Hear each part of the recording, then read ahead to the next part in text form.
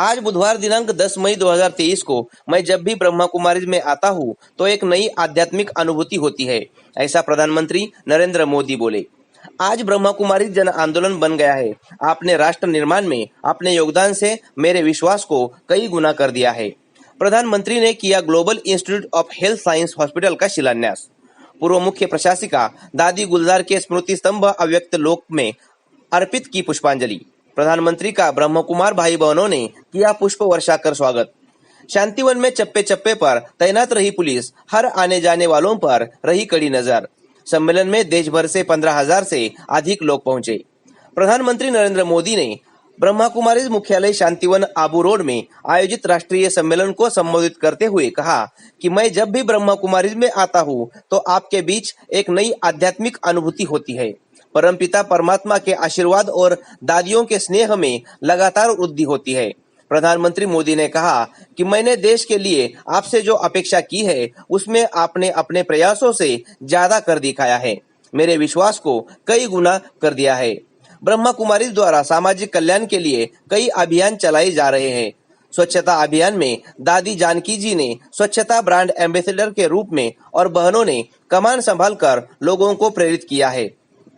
ब्रह्मा कुमारी बहनें स्वास्थ्य जागरूकता से लेकर जल जन अभियान, आजादी के अमृत महोत्सव, नशा मुक्त भारत अभियान में प्रेरणा स्रोत बनकर सामाजिक कल्याण में जुटी है। इस दौरान प्रधानमंत्री ने ब्रह्मा कुमारी के 3 project global institute of health science hospital, old age home के सेकंड फेज और नर्सिंग कॉलेज के एक्सटेंशन का शिलान्यास रिमोट का बटन दबाकर किया। सम्मेलन में देश भर से आए 15,000 से अधिक लोग मौजूद रहे।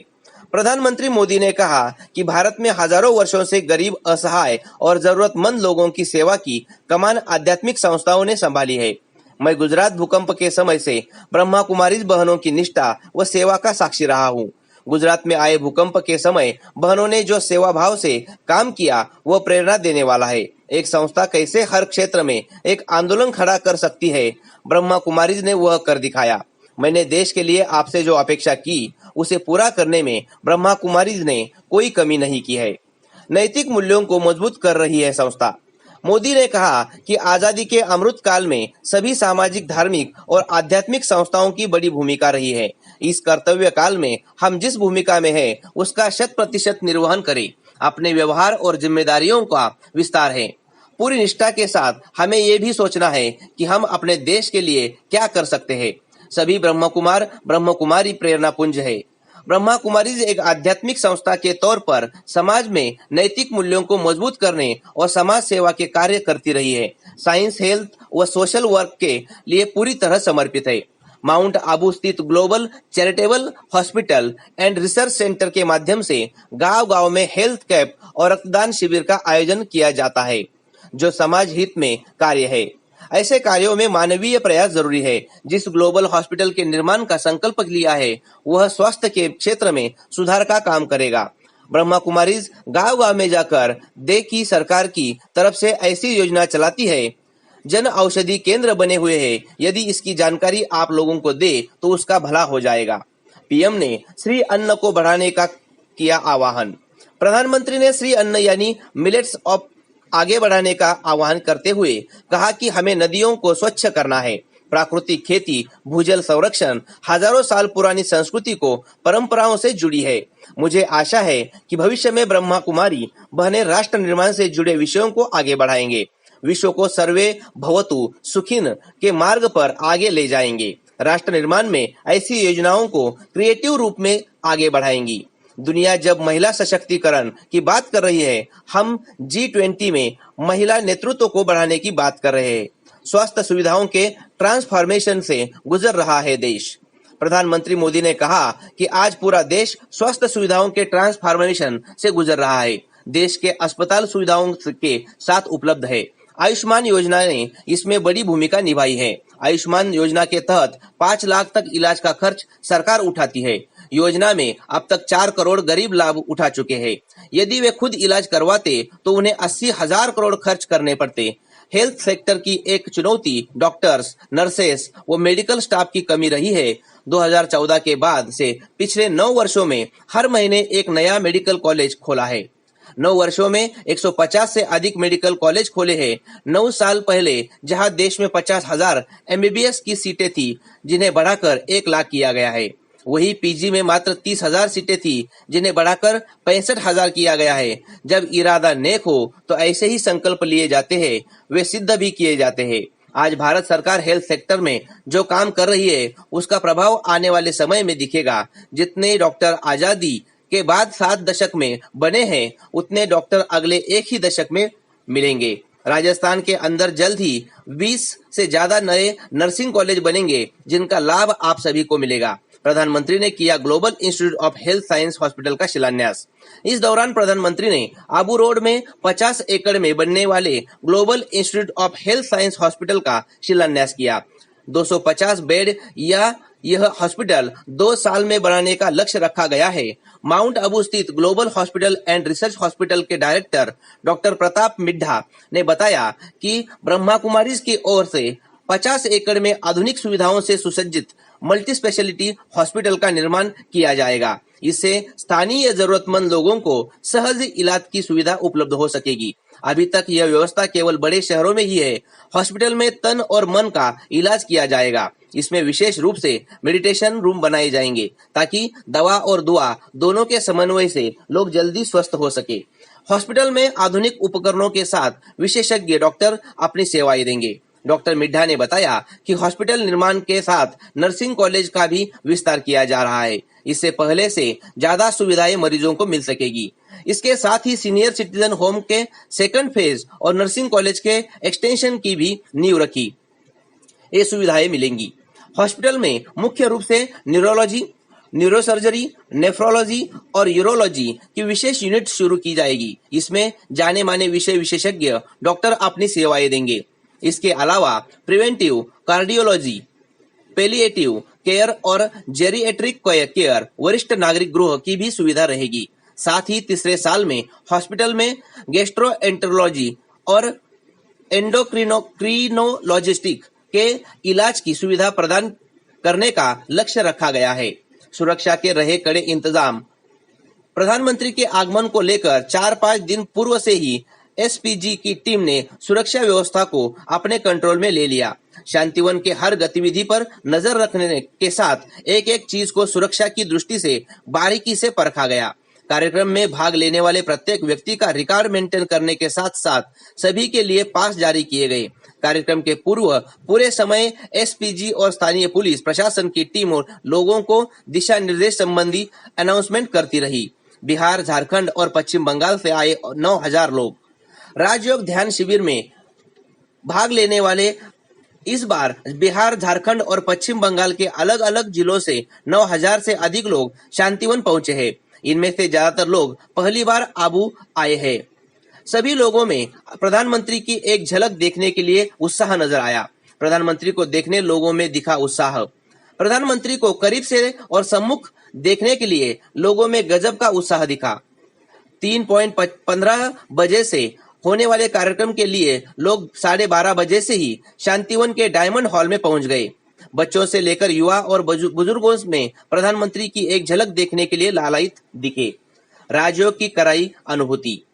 कार्यकारी सचिव बीके मृत्युंजय भाई ने कहा कि परमपिता परमात्मा के घर में प्रधानमंत्री जी का पूरे विश्वविद्यालय के सभी बीके भाई बहनों की ओर से हार्दिक स्वागत है। अतिरिक्त मुख्य प्रशासिका बीके जयंती दीदी ने राजयोग की अनुभूति कराते हुए कहा कि मैं आत्मा भुक्रुट के बीच चमकता हूँ तारा हूँ। परमात्मा सच्चित आनंद स्वरूप हूँ। परमात्मा की सत्यता, पवित्रता की किरणें विश्व में फैली जा रही है। संचालन वरिष्ठ राजयोग शिक्षिका बीके शिविका बहन ने किया। झलकियां। प्रधानमंत्री ने आते ही सर्वप्रथम मुख्य प्रशासिका राजयोगिनी दादी रतन मोहिनी जी का आशीर्वाद लिया। दादी जी ने शॉल ओढ़ाकर पीएम का सम्मान किया। कार्यकारी सचिव बीके मृत्युंजय ने राजस्थानी पगड़ी पहनाई। अतिरिक्त मुख्य प्रशासिका बीके जयंती दीदी ने मोमेंटो भेंट दिया। मुंबई से आए बॉलीवुड कलाकार ग्रेसी सिंह की टीम ने ओ पालनहारे कौन कहता है कि भगवान खाते नहीं गीत पर सुंदर प्रस्तुति दी। प्रधानमंत्री के डायमंड हॉल में पहुंचते ही मोदी मोदी से हॉल गूंज उठा। महामुंबई चैनल के लिए मिलिंद खार पाटिल, माउंट आबू, शांतिवन।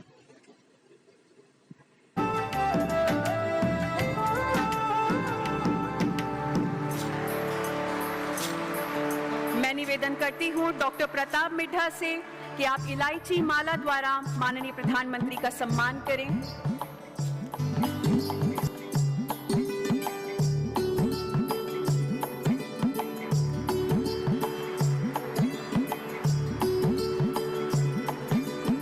मैं निवेदन करती हूं राजयोगी ब्रह्मा कुमार मृत्युंजय भाई जी से कि वो पगड़ी के द्वारा माननीय प्रधानमंत्री।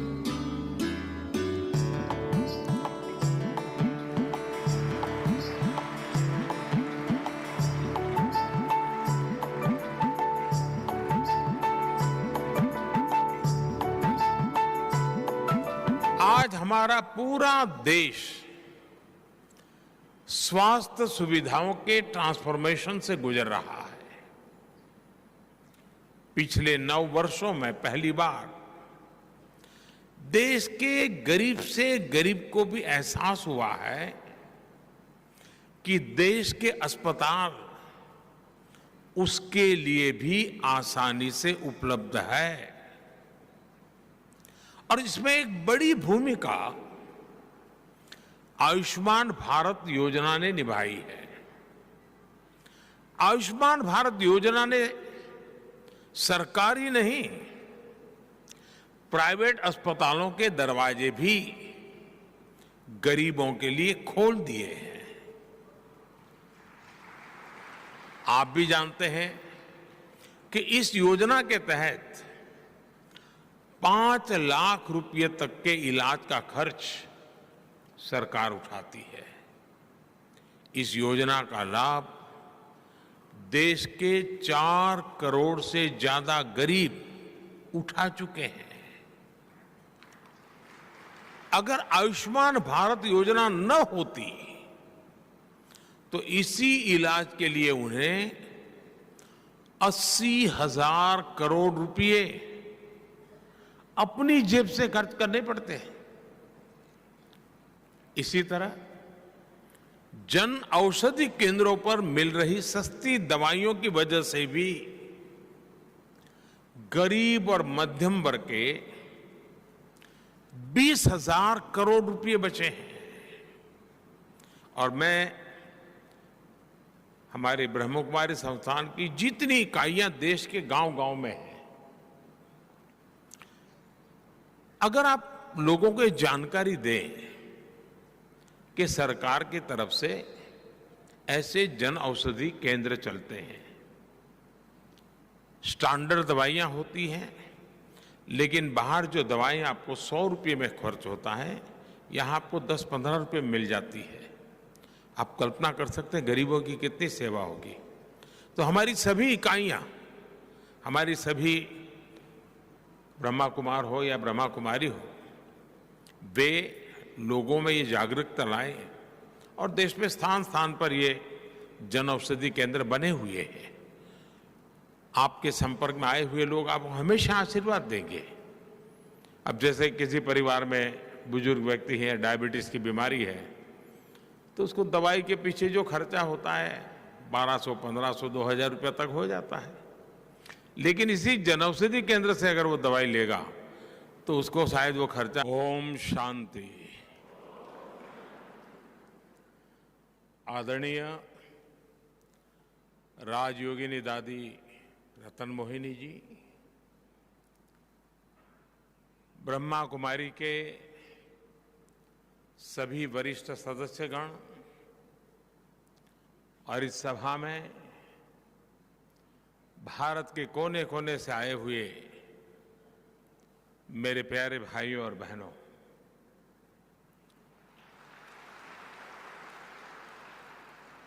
ये मेरा सौभाग्य रहा है।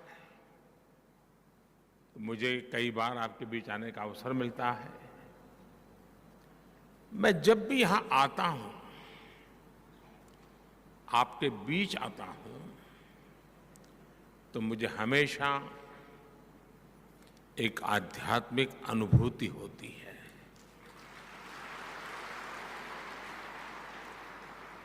और ये पिछले कुछ महीनों में दूसरी बार है जब मुझे ब्रह्मा कुमारीज के कार्यक्रम से जुड़ने का अवसर मिला है।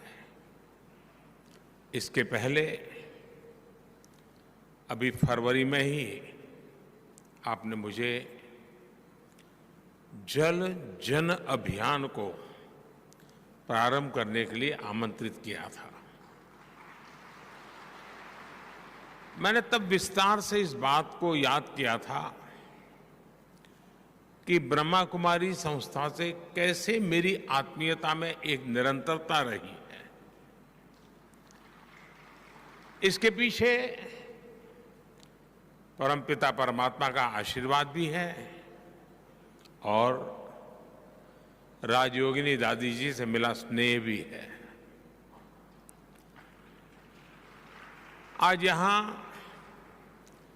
Super speciality charitable global hospital का शिलान्यास हुआ है। आज शिवमणि होम्स और नर्सिंग कॉलेज के विस्तार का भी काम शुरू हुआ है। मैं इन सभी कार्यों के लिए ब्रह्मा कुमारी संस्था और उसके सभी सदस्यों का हृदय से अभिनंदन करता हूं। साथियों, आजादी के इस अमृत काल में भारत की सभी सामाजिक और धार्मिक संस्थाओं की, चाहे वो आशीर्वाद हो, प्रेरणा हो, ऊर्जा हो, जो मुझे देश के लिए काम करने के लिए दौड़ाती हैं, नई शक्ति देती हैं, तो मुझे यहां आने का अवसर दिया, इसलिए मैं आपका आभारी व्यक्त करता हूं। ओम शांति। मुझे पूरा विश्वास है कि आप सबके एक बहुत ही उम्दा संगठन, व्यापक रूप से फैला हुआ संगठन देश की इन प्राथमिकताओं के साथ जुड़ करके नई शक्ति और सामर्थ्य के साथ अपना विस्तार भी करेंगे और राष्ट्र का विकास भी करेंगे। इसी कामना के साथ आप सभी को मैं बहुत बहुत धन्यवाद देता हूं और मुझे आपने यहां बुलाया, निमंत्रण दिया। मैं हमेशा कोशिश करता हूं जितना समय निकाल सकूं आपके बीच आऊं, क्योंकि यहां मैं आता हूं तो कुछ लेकर के जाता हूं। ओम शांति। आपके शब्दों ने, आपके वचनों ने हम सभी के अंदर एक अलौकिक शक्ति और ऊर्जा भर दी है। आपकी सकारात्मक सोच, मधुर वाणी और प्रेरणादायक